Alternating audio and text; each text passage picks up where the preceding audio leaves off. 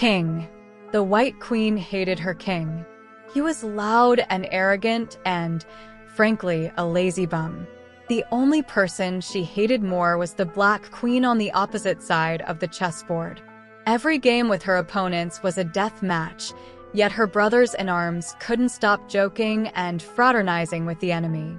Her own king was the worst. Hardly a few minutes into the game, he would begin making dirty jokes with the White Knights about the Black Queen's ample bosom. The White Bishops would sniff in disgust, but no one paid them any mind. The White Queen was much more interested in the two human friends who actually owned the chessboard. Ball had gifted the board to Rita on her 16th birthday. Rita had been a bit disappointed. Chess was supposed to be uncool. But Ball took pains to teach her and make the game interesting. They played every day, even sneaking away sometimes to play in the shed. And Rita got better, so much so that she won most of the time. Ball didn't care. Maybe he liked losing. Or maybe he just liked losing to his friend. It was years later. The queen was tired of being stuck in the box with the king who kept trying to press up against her. When the box was finally opened, the queen found herself in a different room. Rita and Ball were sprawled on the bed as they used to. But they looked different, older, more confident. They had grown up. Laughing and teasing, they played through the night. The queen lost count of the number of games they played, neither caring who lost or won. Many times, the queen was defeated by an opponent. The Black Queen smiled smugly each time she had the chance to strike down the queen.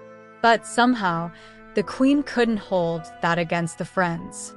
Besides, she liked seeing her king getting stabbed once in a while. Sometime during the night, Rita and Ball pushed the board away and kissed. The king immediately cracked a lewd joke, and the knights guffawed. The queen wanted to smite the lot of them. They didn't play for many days afterwards. The board stood set on the table collecting dust. Next to it sat a tear-stained brown envelope labeled National Army Recruitment. A thick layer of dust had formed on the board by now. The king had long given up on making a pass at the queen and focused his attention on the unattainable Black Queen. The room was dark, but the queen heard footsteps. Rita shuffled into the room. For a long time, Rita stood looking at the board. Her dark eyes were tinged with red and her skin was ghostly pale. Then, she collapsed against the wall, hugging her knees and burrowing her face between them. A few hours later, Rita crawled up to the desk and pulled out that hateful box. She moved towards the board and began flinging the chess pieces in one by one. The last thing the queen felt before being engulfed in darkness was the coolness of a tear slithering down her ivory body. The queen didn't know anything about emotions. She had never loved her king to know what losing someone you loved meant.